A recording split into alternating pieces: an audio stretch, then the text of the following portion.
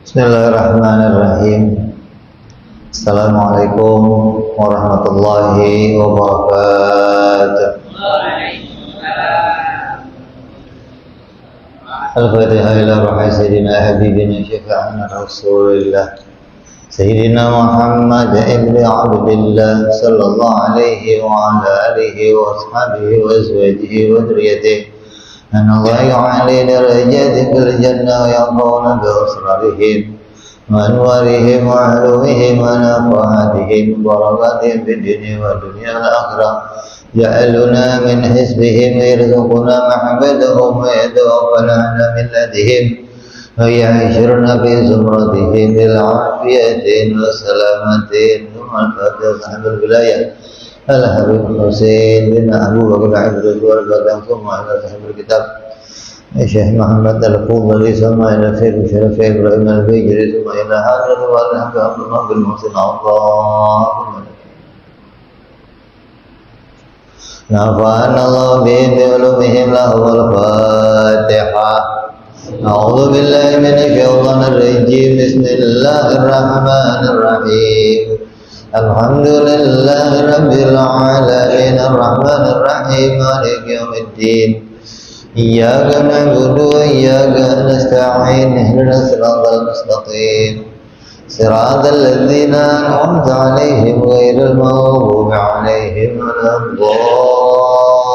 الضالين آمين بسم الله الرحمن الرحيم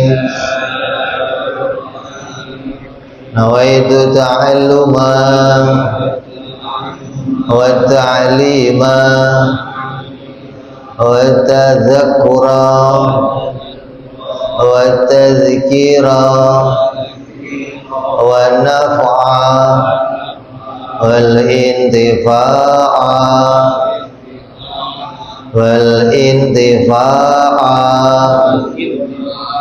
والإفادة والاستفادة والحثة على التمسك بكتاب الله وسنة رسول الله صلى الله عليه وسلم والدعاء إلى الهدى والدلالة على الخير ابتغاء مرضاته وقربه وثوابه وحسن الخاتمة مع اللطف والعافية وصلاح العاقبة. Bismillahirrahmanirrahim.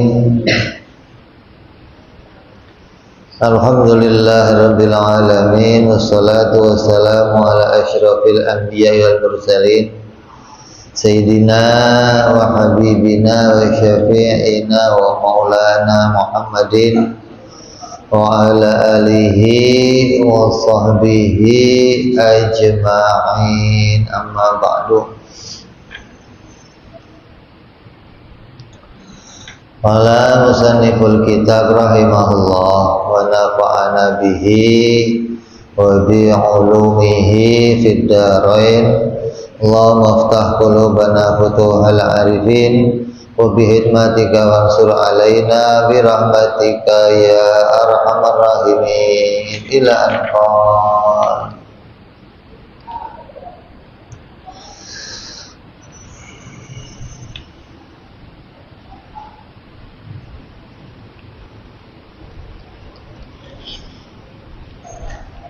Yang lalu kita sudah membahas tentang muqaddimah kitab, yaitu bismillah, kemudian alhamdulillah, kemudian sholawat kepada Rasulullah sallallahu alaihi wasallam. Kemudian masuk kepada apa yang dituju oleh musannif wa ba'du. Maka setelah membuka kitab ini, musannif mengatakan fayaqulul abdul faqiru ila rahmati rabbih al-muta'ali Muhammad ibnu Syafi'i al-Fudhali asy-Syafi'i. Dan setelah itu, setelah membuka kitab ini dengan bismillah, alhamdulillah, dan sholawat kepada Rasulullah, maka berkata hamba yang fakir. Fakir maknanya hamba yang sangat membutuhkan kepada Allah Subhanahu wa ta'ala. Makanya orang-orang alim itu kalau nyebut dirinya al-fakir, ini orang-orang yang mengakui bahwa dirinya itu selalu butuh kepada Allah Subhanahu wa ta'ala. Berkata seorang hamba yang fakir kepada rahmat Allah Subhanahu wa ta'ala yang maha tinggi. Siapa itu? Yaitu Muhammad bin Syafi'i. Namanya Muhammad, abahnya bernama Syafi'i.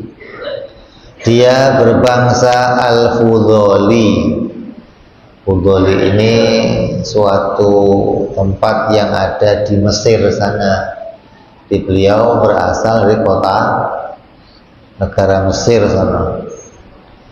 Beliau bermadhab Syafi'i seperti kita, karena Mesir juga banyak juga yang bermadhab Syafi'i. Apa yang dikatakan oleh Syekh Muhammad Al-Fudhali? Beliau berkata, qad sa'alani ba'dul ikhwani an u'allifa risalatan fi ilmi tauhid. Kata beliau, sungguhnya telah meminta kepadaku sebagian dari kawan-kawanku agar aku menyusun satu risalah di dalam perkara yang isinya menjelaskan tentang ilmu tauhid. Jadi beliau ini enggak tiba-tiba ngarang kitab, enggak, tapi ada kemudian santri-santrinya, para ikhwan-ikhwannya, para ulama-ulama yang sezamannya datang ke tempat beliau meminta agar Syekh Muhammad Al-Fudhali menuliskan sebuah risalah tentang ilmu tauhid. Artinya sebuah risalah yang mudah diajarkan kepada umat, yang mudah diajarkan kepada kaumnya. Karena yang namanya tugasnya kiai, tugasnya ulama itu adalah bagaimana beliau menyusun suatu kitab, menyusun suatu risalah yang memudahkan orang untuk belajar. Kalau orang-orang dulu kalau bikin kitab tebel-tebel, berjilid-jilid, maka tugasnya ulama sekarang apa? Meringkas kitab-kitab tersebut agar mudah dipelajari oleh generasi-generasi berikutnya. Kenapa begitu? Karena semangat belajarnya orang sekarang beda dengan semangat belajarnya orang dulu. Orang sekarang kalau belajar lebih senang yang instan. Tahu nggak instan? Apa? Hah? Ente makan mie aja mie instan. Gimana belajar nggak mau instan, mau yang serba cepet, ringkes, cepet hatam. Kalau sudah ringkes, cepet hatam, mau cepet jadi kiai, ya susah begitu. Belajarnya belajar instan, mau jadi kiai, mondoknya pesantren kilat. tiba-tiba mau jadi kiai, ya nggak bisa. Kalau mondok pesantren kilat mau jadi kiai, untung lo kena kilat nggak hangus. Kalau kena kilat hangus gimana lo? Mondoknya pesantren kilat lo nggak kena petirnya lo, angus lo. Tiba-tiba mau jadi kiai, gimana? Saya dulu ngaji kitab Tauhid sama guru saya Habib Abdullah bin Muhsin Al-Atos, sama guru saya Kiai Said. Itu ngaji saya 10 tahun itu masih belum bisa apa-apa. 10 tahun kumpul setiap hari, karena Habib Abdullah itu paman saya. Jadi saya pagi ya ketemu dia, sore ketemu dia, malam ketemu dia, duduknya bareng, makan bareng. Selama 10 tahun itu masih belum paham. Sampai 15 tahun baru dilepas. Nah, coba kamu mulai sana ngisi pengajian, suruh gantiin, ngajar, itu 15 tahun. Kok tiba-tiba ini ada orang ngaji setahun pesantren kilat lagi mau jadi kiai, ya repot gitu. Ini yang minta kepada Imam Fadli ini, kiai-kiai tolong dibikinkan kitab yang ringkas biar saya mudah ngajarnya, biar saya gampang kalau belajar. Imam Fadli ini tiap hari keliling ngajar sana ngajar sini, utamanya ngajar di Al-Azhar, di kampus Al-Azhar. Saya dulu kalau ngaji sama Kiai Asmawi, itu rumah saya di Pekalongan, Kiai Asmawi rumahnya di Tegal. Pokoknya kalau habis subuh udah siap-siap naik bis ke Tegal berangkat. Nanti mulai pengajian jam 9. Naik bis itu nanti berhenti di Tegal, nyambung lagi pakai angkot lagi. Dan setiap minggu itu rutin Tegal, Pekalongan ngaji. Saking memang punya harapan pengen bisa ngaji ilmu tauhid. Kalau ngaji ilmu fikih udah banyak di kampung saya, rentengan tiap-tiap gang juga ada yang ngajar ilmu fikih. Apalagi ngajar ilmu tajwid, ngajar ilmu banyak dah. Tapi kalau ngajar ilmu tauhid jarang-jarang. Makanya ketika kita dengar ada di sana orang yang ahli, kita kejar ke sono, Ini harapan seseorang pengen bisa belajar ilmu tauhid. Lah, orang sekarang semangatnya nggak gede begitu, gitu loh. Ini yang ngaji tinggal duduk, kiainya datang aja masih males coba. Apalagi lo disuruh ke sono.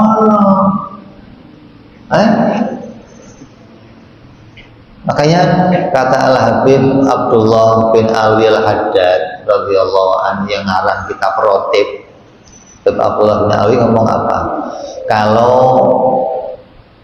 zaman akhir itu semangat belajar sudah mulai kurang. Andai nih muridnya santrinya nggak mau datang ke rumah gurunya nggak mau ngalah datang ke sono, kira-kira proses belajar mengajar terjadi nggak? Ya enggak. Muridnya nggak mau datang ke rumah gurunya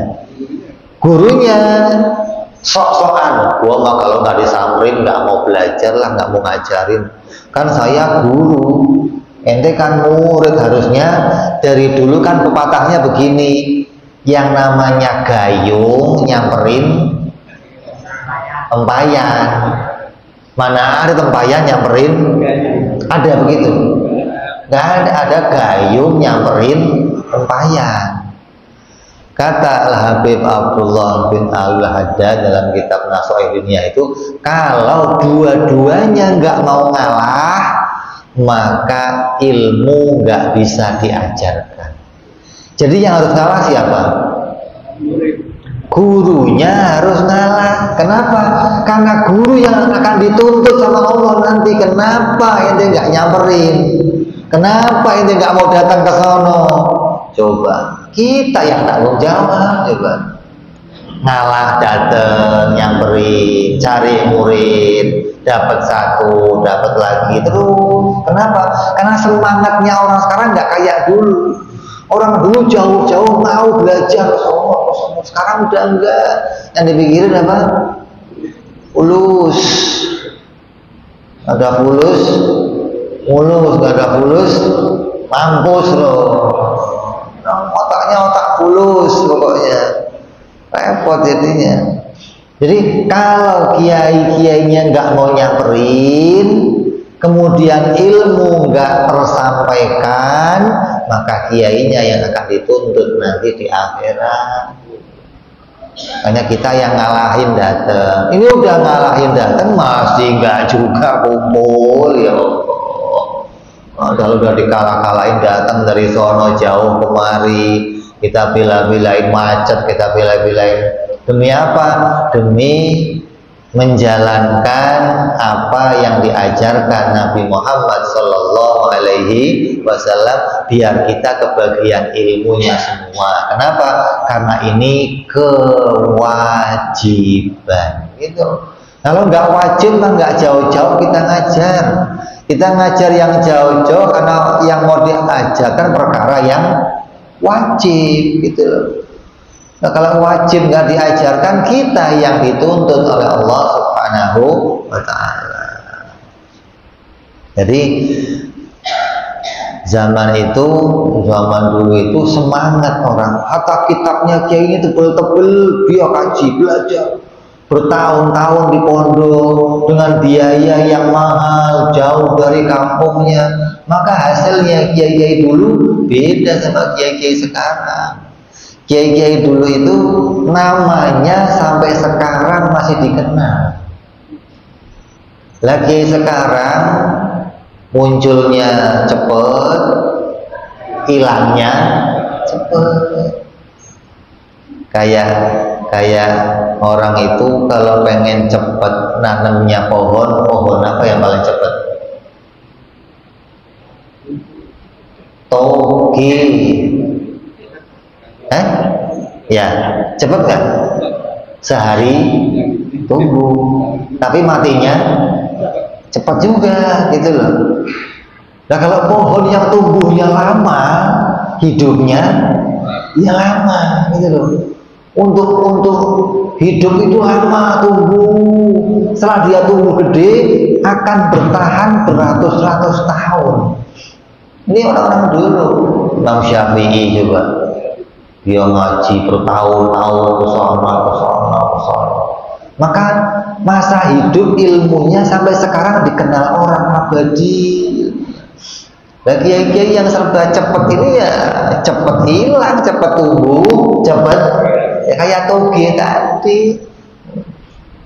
Kayak sekarang ini kita mau nyamperin. Lah, kalau nyamperin itu statusnya sebagai apa, Bin? Statusnya sudah bukan tempayan, apa gayung nyamperin tempayan, bukan. Statusnya ganti apa? Bukan, mana ada begitu.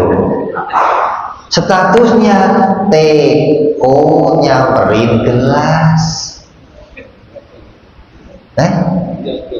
Ya, ada nggak gelas nyamperin teko?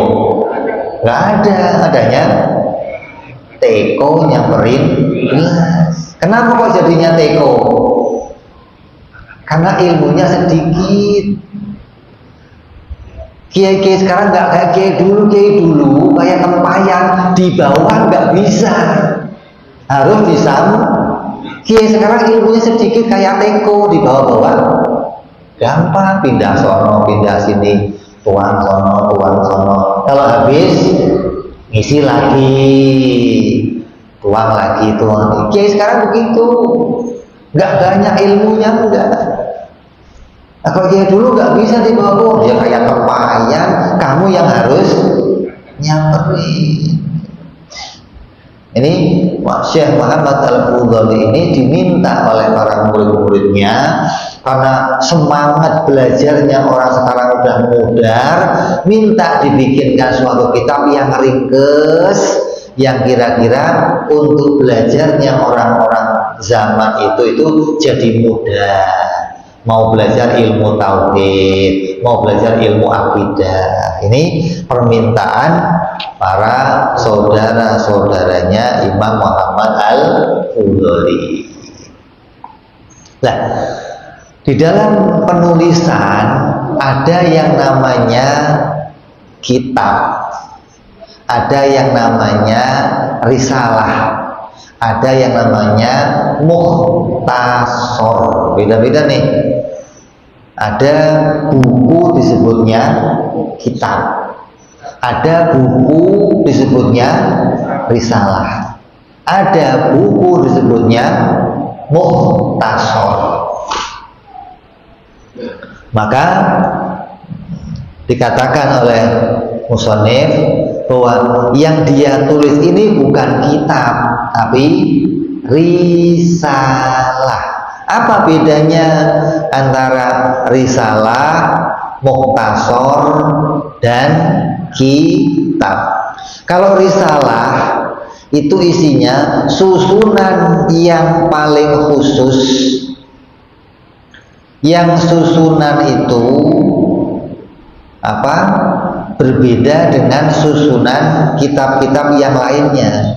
Risalah bagaimana? Susunan yang mengandung beberapa masalah yang sedikit, yang isinya beberapa masalah yang sedikit di dalam satu bidang ilmu.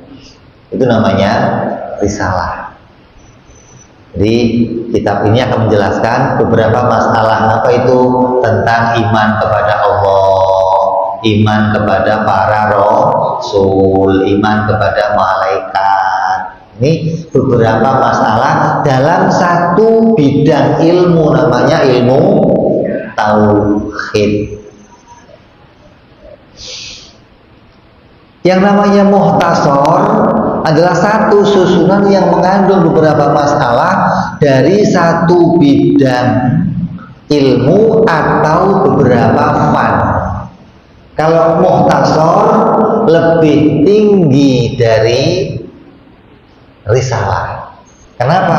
Isinya kadang beberapa bidang ilmu.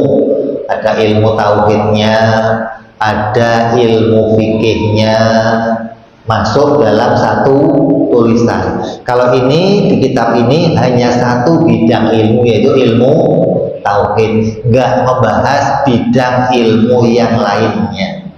Nah, ada lagi yang paling tinggi namanya kitab. Apa itu kitab? Kitab adalah satu susunan tulisan yang mengandung beberapa masalah yang sedikit atau banyak di dalam beberapa bidang ilmu. Namanya kitab. Jika sudah isinya, ini ada kitab nih, oh, berarti ini isinya mesti beberapa bidang ilmu pengetahuan, bukan satu bidang. Kalau satu bidang namanya risalah. Jadi kalau kamu kok di sekolah-sekolah tuh ada anak kamu punya buku panduan pelajaran, isinya kok matematika doang, namanya apa itu? Risalah. Kok isinya ada matematika plus IPA, namanya mukhtasar. Kok isinya kumpul, ada matematika, ada kitab, ada IPA, ada IPS, berarti namanya kitab. Makanya ulama-ulama yang tulis kitab itu mesti isinya banyak bidang ilmu, tasawufnya di situ masuk, fikihnya masuk, tauhidnya masuk. Itu namanya apa? Kitab. Ya, ini yang mau ditulis namanya risalah. Hanya membahas beberapa masalah dalam satu fan ilmu, yaitu ilmu tauhid. Kemudian fa'ajabtuhu ila dzalika, Kemudian aku memenuhi permintaan tersebut. Karena diminta untuk menulis sebuah risalah, maka aku penuhi permintaan tersebut. Nahyan, yang demikian ini adalah nahwul alamati Syekh As-Sanusi, yang mana maksudnya aku menulis itu satu tujuan, dengan tujuan yang sama, yang punya maksud yang sama dengan apa yang ditulis oleh Syekh Imam As-Sanusi. Imam Sanusi itu siapa? Imam Sanusi itu adalah mujaddid di dalam ilmu tauhid. Orang-orang yang terakhir ini sekarang semua panduan ilmu tauhidnya semua kepada Imam As-Sanusi. Kalau terdahulunya kepada Imam Asy'ari, kemudian setelahnya Imam Al-Ghazali, kemudian ada lagi Imam Ar-Razi, tapi terakhir sekarang ini semua panduannya menuju kepada Imam As-Sanusi. Nah, Imam Fudhali menuliskan sebuah risalah ini meniru apa yang ditulis oleh Imam As-Sanusi.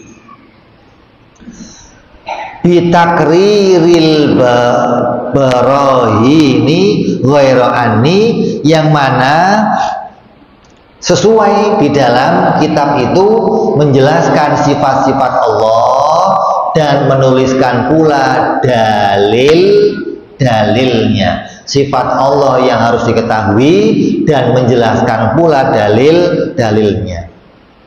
Ghairu anni ataitu bidalili bijani bil madlul.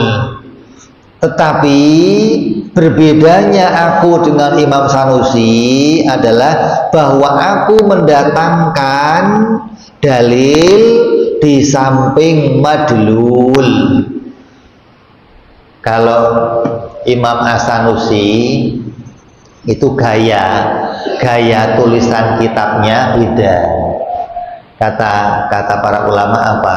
Orang yang membaca kitab Imam As-Sanusi sekali membaca kitabnya itu sama dengan 3 kali membaca kitab yang lain. Coba. Kitab Imam As-Sanusi itu barokahnya kitab. Sekali kamu baca kitabnya sama dengan 3 kali baca kitab yang. Kenapa? Karena gaya penulisannya khusus. Beliau Imam Sanusi dalam kitabnya pertama memperkenalkan kita kepada sifat-sifat Allah. Wujud, qidam, baqa sampai mutakaliman. Memperkenalkan sifat-sifat Nabi, sidik, tabligh, amanah, fatonah. Khusus nih, satu bab membahas sifat Allah dan sifat Rasul. Bab berikutnya membahas dalil, bukti. Apa buktinya Allah wujud, Allah qidam, Allah baqa sampai mutakaliman. Buktinya Nabi itu sidik, tabligh, amanah, fatonah.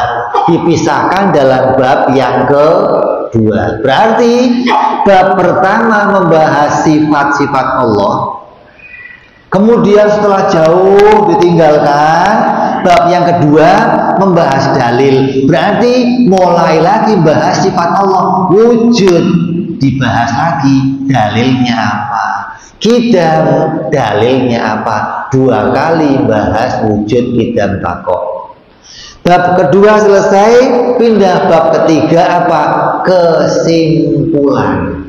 Maka membahas lagi wujud masuk ke dalam makna istighna, qidam masuk makna istighna, sampai tersimpulkanlah ada istighna'ul ilah an kulli ma siwa wa iftiqaru kullu ma adahu ilaihi, yang menyimpulkan makna ketuhanan.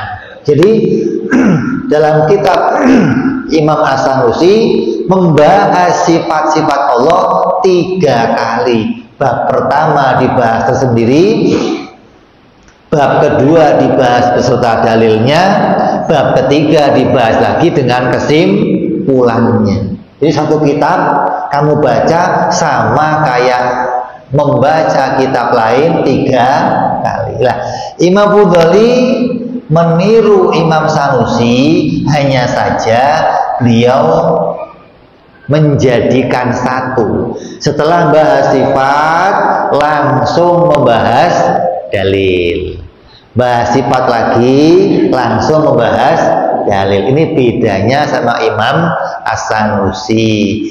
Imam Sanusi nggak begitu, dia bahas sifat semua, dalilnya nanti belakangan, nggak dicampur dengan membahas sifat. Ini perbedaan cara penulisan di dalam kitabnya masing-masing. Dan saya, kata beliau, wazidtuhu tawdihan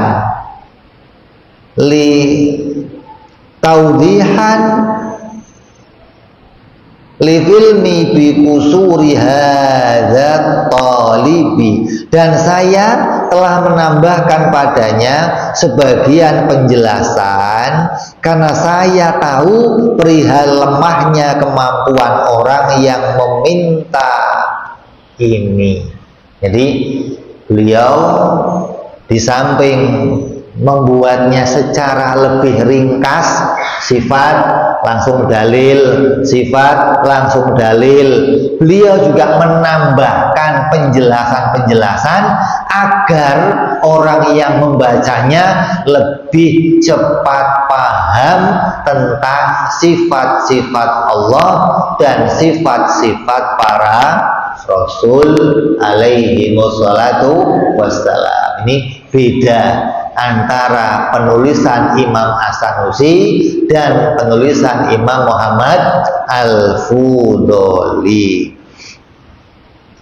Kemudian faja'at bihamdillahi ta'ala risalatun mufidatun litakriri ma fiha mujidatun, maka hadirlah dengan berkat memuji kepada Allah Subhanahu wa ta'ala satu risalah yang bermanfaat serta baik dengan menjelaskan makna-makna yang ada di dalamnya. Wasamaituha kifayatal awami fima yajibu alaihim min ilmil kalam. Apa nama kitab ini? Nama kitab ini dinamai kitab Kifayatul Awam. Apa artinya? Sesuatu yang cukup, sesuatu yang sangat ringkas, yang cukup untuk dibaca bagi orang-orang awam. Jadi orang awam nih, karena mereka berkewajiban ngaji ilmu tauhid, maka orang awam wajib ngaji ilmu ini. Kenapa? Karena kitab ini dibikin ringkas, khusus untuk orang-orang awam yang dia mau belajar ilmu tentang sifat-sifat Allah dan sifat-sifat para Rasul alaihi wassalatu wassalam. Wallahu ta'ala as'alu ayyafa'a biha wa hasbi wa ni'mal wakil. Dan hanya kepada Allah lah Subhanahu wa ta'ala aku memohon agar Allah memberikan manfaat pada risalah yang aku tulis ini, dan dialah yang mencukupkan serta dialah sebaik-baik tempat untuk menyerahkan diri. Imam Musannif menjelaskan kenapa asal usulnya beliau menulis kitab ini. Jadi nggak sembarangan. Lah, untuk apa sih memahami kitab-kitab tauhid itu? Karena adanya kewajiban dari Allah Subhanahu wa ta'ala agar kita mengenal kepada Allah. Kan begini, yang namanya agama itu isinya berita yang dibawa siapa? Nabi Muhammad Sallallahu Alaihi Wasallam. Nabi itu bawa informasi yang banyak, baik informasinya itu berkaitan sama keimanan maupun informasinya berkaitan tentang perbuatan amaliyah, sholat, kerjain, puasa, zakat, itu apa itu masalahnya? Amaliyah. Ada tentang keimanan. Lah, ketika kamu mendapat informasi dari Nabi, maka terkadang ada orang yang menerima informasi itu dengan cara yang berbeda. Penangkapannya akal itu berbeda dengan apa yang diinformasikan oleh Nabi. Jadi nggak setiap orang yang menerima informasi itu dia menangkap dengan cara yang sama, gitu loh. Kayak contohnya gini, yang namanya di sekolahan itu satu kelas kadang isinya berapa orang? 30 orang, 40 orang, satu kelas tuh. Ketika guru menjelaskan, semuanya paham nggak?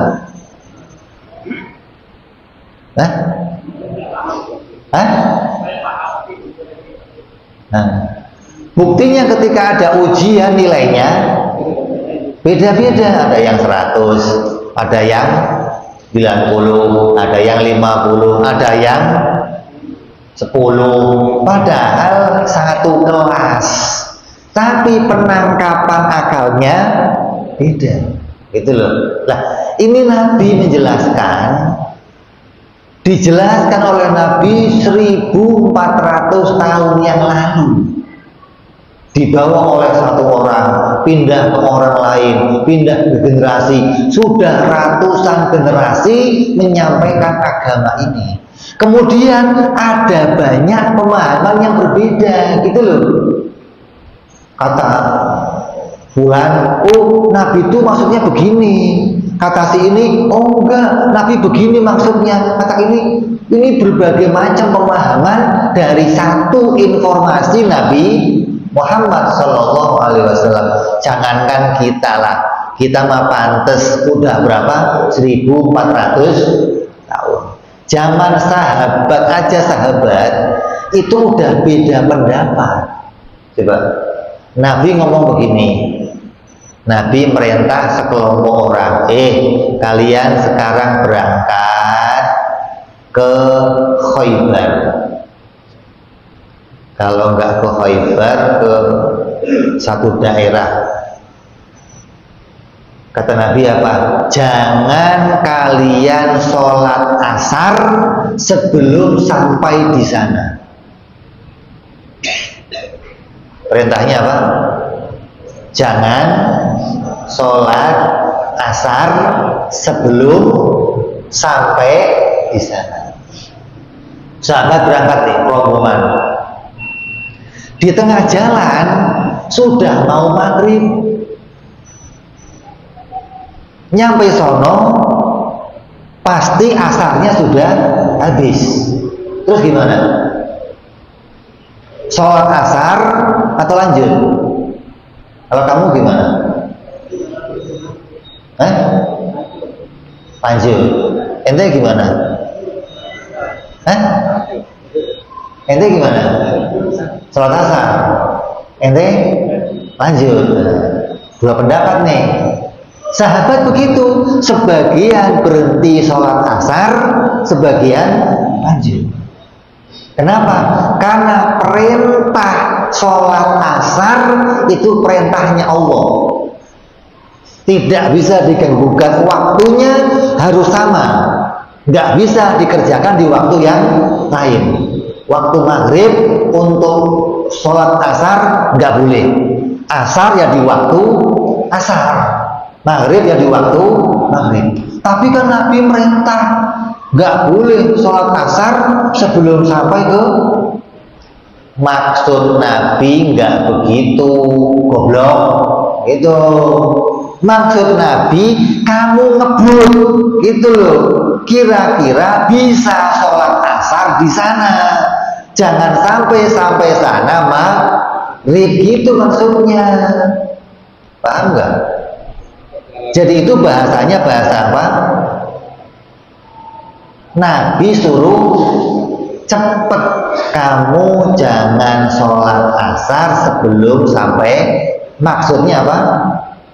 Bersegera gitu loh, biar kira-kira nanti asar kamu bisa sholat di sana. Tapi yang namanya perjalanan kan ada aja gangguan kan, tiba-tiba belum sampai maghrib, belum sampai sampai sana maghrib sudah mau masuk. Sahabat yang cerdas dia tetap sholat asar, sebagiannya lanjut nggak sholat asar.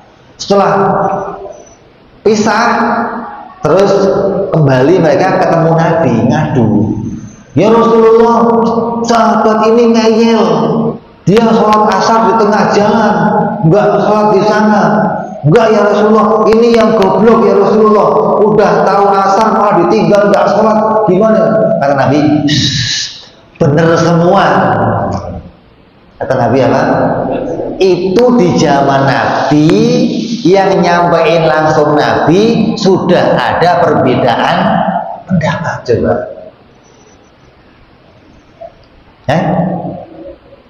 yang bener yang mana? Yang bener yang mana? Nanti kita bahas setelah azan Isya. Allah.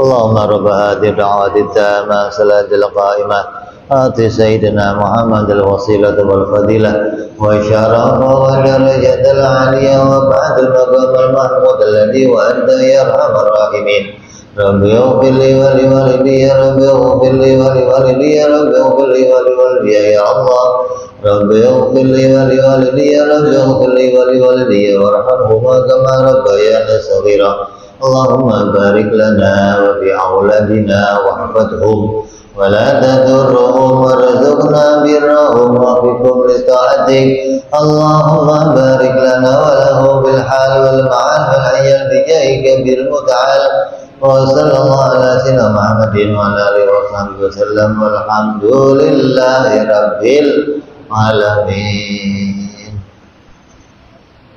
Kita teruskan sedikit sambil menunggu yang pada sholat sunnah. Jadi di zaman sahabat saja nabinya masih hidup sudah terjadi perbedaan pendapat. Nah, kalau kita mau urutkan, mau kita ulama sekarang suruh menghakimi mana yang benar ya yang sholat asar. Kenapa?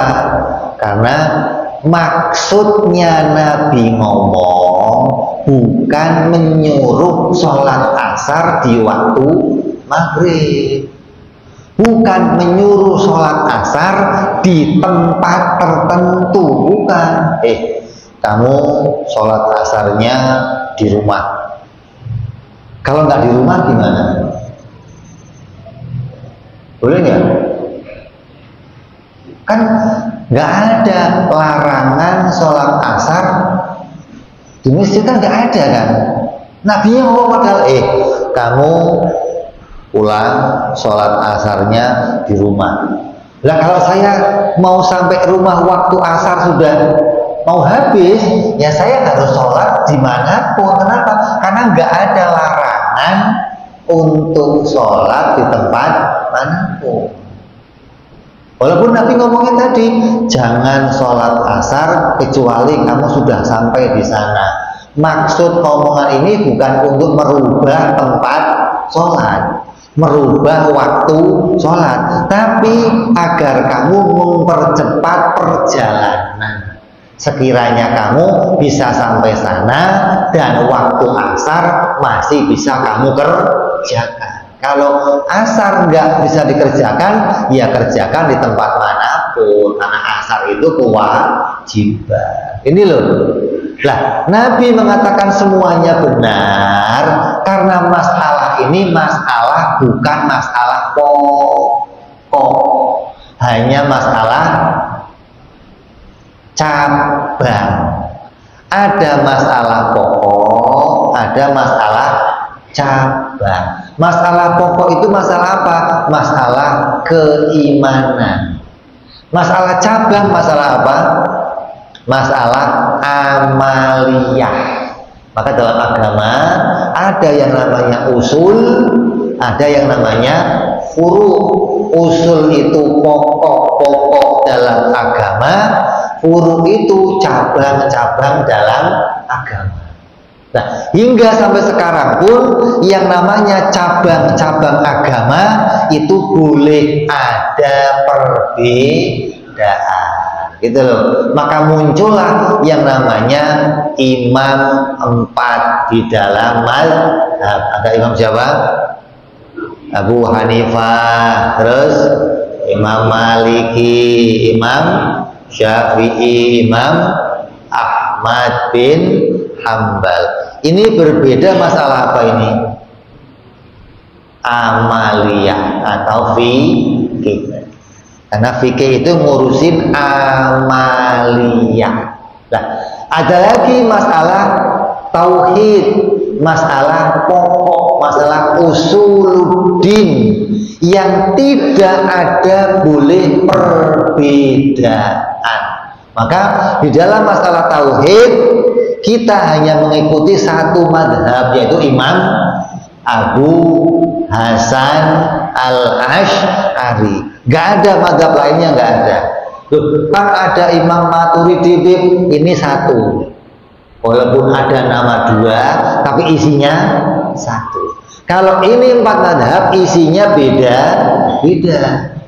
Jadi ini yang mau kita bahas, masalah tauhid. Bagaimana ketika Nabi menyampaikan satu informasi, akal kita bisa menerimanya dengan benar, gitu loh. Kalau akal kamu nggak dilatih, nanti akal kamu nggak bisa menerima dengan benar. Kenapa sih? Karena akal ini kerjanya seperti apa? Seperti apa? Timbangan. Kamu tahu timbangan? Untuk apa? Untuk mengetahui beratnya sesuatu. Kalau ditimbang, oh ini sekilo, oh ini 2 kilo. Kalau beratnya sekilo, timbangannya berapa? Ya sekilo. Tunjukin opa sekilo. Kalau beratnya 2 kilo, timbangannya ya 2 kilo. Kalau berat sekintal, namanya timbangannya normal. Lah kalau beratnya sekilo ditimbang jadinya sekintal, gimana? Timbangannya error. Lah akal begitu. Akal menerima informasi Nabi harus benar. Kalau informasi yang Nabi sampaikan kamu nerimanya nggak benar, berarti otak kamu error, gitu loh. Nggak mungkin nabinya salah informasi, nggak mungkin. Kenapa? Karena Nabi wajib benar. Lah, orang yang menerimanya harus punya timbangan yang benar, harus punya akal yang benar untuk menerima informasi dari Nabi. Maka dalam ilmu tauhid, informasi yang paling penting adalah tentang ketuhanannya Allah dan tentang kenabian Nabi Muhammad SAW, tentang iman pada malaikat, iman kepada hari akhir, iman tentang Isra Mi'raj, iman tentang takdir. Ini informasi dari Nabi semua. Kalau kamu salah menerima informasi ini, kamu nanti imannya salah. Seperti apa? Quran mengatakan Allah ada di atas. Coba, kamu iman Allah di atas? Allah di atas atau di bawah?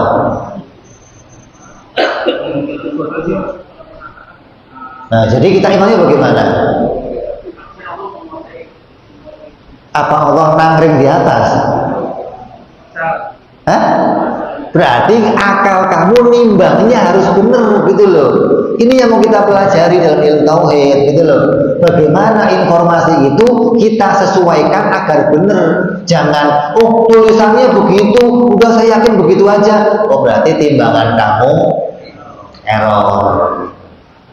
Tuhan kalau malam turun, kalau siang naik. Itu Tuhan apa Tuhan? Nah, Tuhan kok naik, turun, naik. Itu Tuhan bukan? Itu mah Tuhan-Tuhan, itu hantu kali. Kadang malam naik, turun, naik. Gimana? Lagi informasi lagi, Allah menjumpai Nabi Musa. Allah turun ke atas gunung. Emang Tuhannya turun ke gunung gitu? Nabi Musa suruh naik gunung, Allah turun ke atas, begitu kira-kira.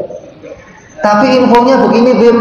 Informasinya begitu, tapi akal kamu nimbangnya harus benar. Yang Allah turunkan itu apa? Allah itu bagaimana sifatnya? Ini yang mau kita gali, gitu loh. Biar kita jadi orang mukmin yang benar.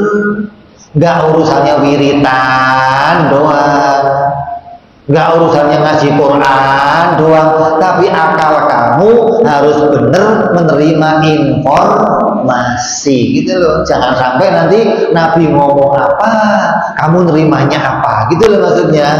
Apalagi ini sudah 1400 Banyak ulama yang kadang kacau-kacau menjelaskan, oh maksudnya begini, tanpa punya bukti yang benar, hingga muncullah kelompok namanya Syiah, muncul Wahabi, muncul Kejawen, muncul Mu'tazilah. Ini kelompok-kelompok pecahan-pecahan dari orang yang mengasih informasi, kemudian dia menjelaskan dengan caranya sendiri. Lah kita punya kelompok namanya Ahlus Sunnah wal Jamaah. Untuk apa? Ketika Nabi ngomong ini, bagaimana cara akal kita menerimanya, gitu loh. Ulama menjelaskan dengan cara yang benar, gitu.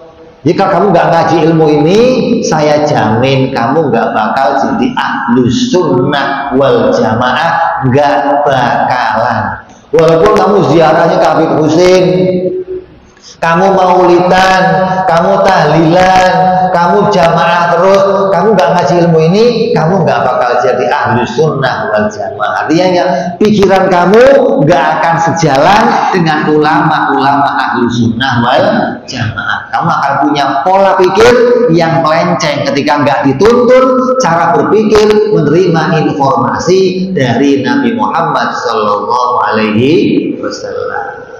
Ini loh yang mau disampaikan. Kenapa Imam Muhammad Hudholi diminta untuk menulis kitab risalah yang mudah agar umat Islam bisa menerima informasi Nabi dengan cara yang benar. Lah, ke depan kita mulai akan masuk apa yang mau dijelaskan. Modal utamanya apa ngaji ilmu ini? Apakah modalnya ngerti ilmu nahwu, bahasa Arab? Apakah modalnya bisa tafsir hadis, atau modalnya bisa hafal Quran, atau modalnya harus hafal juz amma, atau modalnya jadi imam masjid, atau modal jadi muadzin? Kita akan tanya apa modalnya ngaji ilmu ini.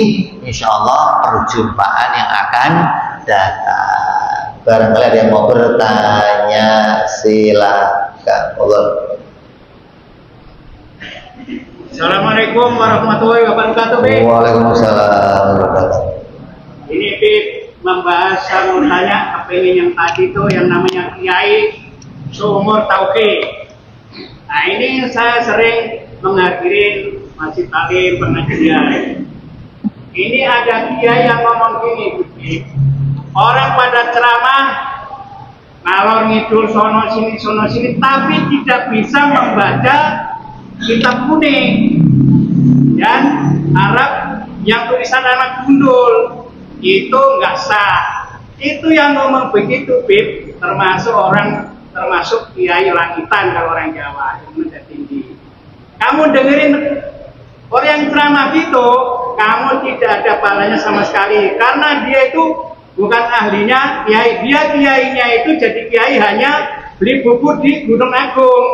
Ya saya tanyakan, ini orang yang ustadz yang begini yang dari Gunung Agung tuh kalau misalnya kiai emang nggak sabit ceramahnya ini. Assalamualaikum warahmatullahi wabarakatuh. Waalaikumsalam warahmatullahi wabarakatuh. Yang namanya ilmu itu didapatnya dari guru ke guru. Yang dimaksud beli kitab di Gunung Agung, dia asal beli kitab kemudian dibacakan kepada orang-orang, gitu loh. Lah, orang itu yang namanya ilmu harus musalsal, harus bersambung. Oh, saya dapat ilmu ini dari guru saya ini, guru saya dapat lagi dari gurunya ini, gurunya dari mana ini, terus bersambung sampai ke Nabi Muhammad Sallallahu Alaihi Wasallam. Maka orang-orang yang seperti itu yang kamu harus kaji ilmunya, gitu loh. Jangan ukurannya kitab kuning, kitab hijau, kitab merah, jangan. Urusannya ilmunya dia bersambung nggak langsung ke Nabi Muhammad, gitu loh. Hanya saja kebanyakan kitab-kitab yang ditulis ulama semuanya dituliskan dalam kitab kuning, gitu. Tapi kalau kita lihat ulama-ulama Jawa kayak Kiai Soleh, Kiai Soleh bin Umar Darat dari Semarang, namanya Kiai Soleh. Kiai Soleh itu ngajinya di Mekah. Sampai Indonesia, semua kitab yang dia pelajari dibahasa Jawakan. Untuk apa? Memudahkan orang Jawa belajar, gitu loh. Karena orang Jawa ketika belajar nggak mau belajar, nggak mau ngajari, orang Arab nggak mau. Orang Jawa belajar nanti ngajari ke siapa? Ya ke orang Jawa lagi. Maka Kiai Soleh menerjemahkan semua kitab-kitab yang dia tulis dalam bahasa Jawa. Lah, kalau saya baca kitab Kiai Soleh, kemudian saya ajarkan, kira-kira bersambung nggak saya? Apa beli ke Gunung Agung gitu? Itulah maksudnya. Jadi yang dimaksud orang yang kiai-kiai baru beli, maksudnya dia nggak punya apa? Guru, nggak punya sanad, nggak punya asal usul ilmu.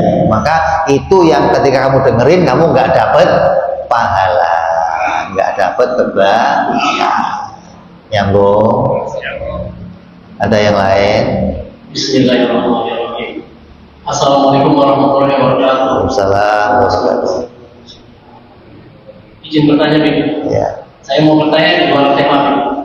Tadi Habib menerangkan kitabnya itu kan sifat mengenai tentang Allah dan dalilnya. Yang saya tanyakan ini tentang kitab suci Al-Quran. Susunan di kitab suci Al-Quran kan Al-Fatihah, Al-Baqarah, Al-Imran, dan An-Nisa, Al-Maidah. Sedangkan Nabi Muhammad SAW menerima itu kan suratnya kalau nggak salah Iqra bismi rabbikal ladzi khalaq khalaqal insana min 'alaq. Kenapa nggak itu Bik? Awal pembukanya Bik, penjelasannya. Assalamualaikum warahmatullahi wabarakatuh. Waalaikumsalam warahmatullahi wabarakatuh. Turunnya Al-Quran itu beserta dengan sebuah kejadian. Jadi ada kejadian nih, turun ayat untuk menyelesaikan masalah kejadian itu. Besok ada kejadian lagi, turun ayat lagi. Besok, jadi ayat-ayat yang turun itu sesuai dengan permasalahan yang ada.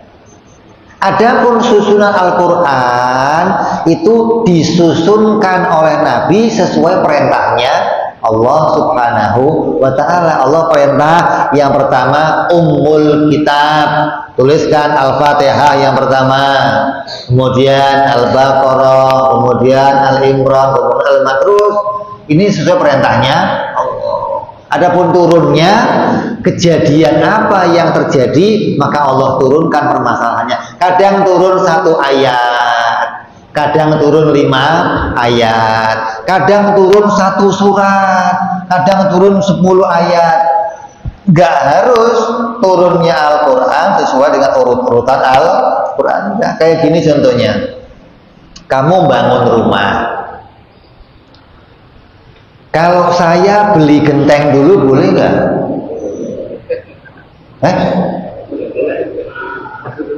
Kan nggak dipasang kan? Boleh? Beli bata dulu boleh? Beli cat dulu boleh nggak? Tapi kalau saya mau pasang bata dulu boleh? Saya mau pasang genteng dulu boleh nggak? Boleh nggak? Ya nggak boleh. Mau dipasang gimana gentengnya? Belum ada tiangnya. Tapi kalau beli genteng dulu, nah itu begitu gitu. Jadi Al-Quran itu Allah turunkan sesuai kejadiannya. Genteng dulu turun, semen turun, pasir turun, bata turun. Tapi bangunnya ya urut. Pondasi dulu dibangun, kemudian selupnya dibangun, bata dibangun, baru genteng. Nah, kelihatanlah jadi lengkap. Kalau turunnya, belinya, ya terserah kamu. Itu loh maksudnya. Nyambung nggak? Itu ilustrasinya begitu. Jadi jangan terus, oh masa Nabi awalnya Iqra kok nggak ditulis Iqra? Ya nggak ada gunanya. Karena Iqra sesuai kejadian Nabi pada masa itu. Adapun kitab surat yang pertama itu semua rangkumannya kitab ada pada Ummul Kitab namanya Al-Fatihah. Gitu. Walaupun Al-Fatihah nggak turun waktu pertama kali, tapi itu surat yang paling penting di antara semua isinya Al-Quran, maka ditaruh di pertama. Nyambung kira-kira. Udah, kita tutup, kita sambung yang akan datang insya Allah. Wallahu a'lam bishawab. Wa ila hadratin Nabi. Al-Fatihah. A'udzu billahi minasyaitonir rajim. Bismillahirrahmanirrahim. Alhamdulillahi rabbil alamin arrahmanir rahim maliki yaumiddin. Iyyaka na'budu wa iyyaka nasta'in. Ihdinas siratal mustaqim. Siratal ladzina an'amta 'alaihim ghairil maghdubi 'alaihim waladdallin. Amin. Ya Rabbana taqabbal minna rabbana wa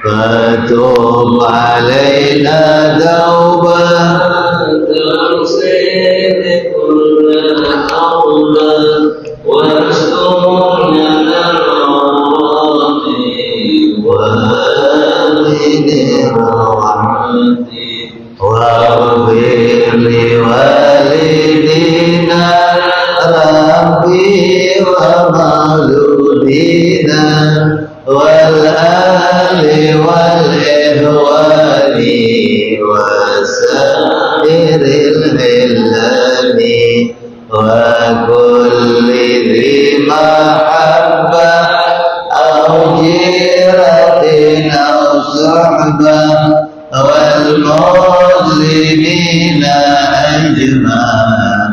آمين ربي اسمع ولا وجودا منا الذي اكتساب منا للمصطفى رسولنا الله بكل سول صلى وسلم ربي عليه عند الحب وآله وصحبه عدد نص شعبي والحمد لله بالبدء والتناهي والحمد لله بالبدء والتناهي. سبحان ربك سلام المرسلين walhamdulillahi rabbil. Assalamualaikum warahmatullahi wabarakatuh.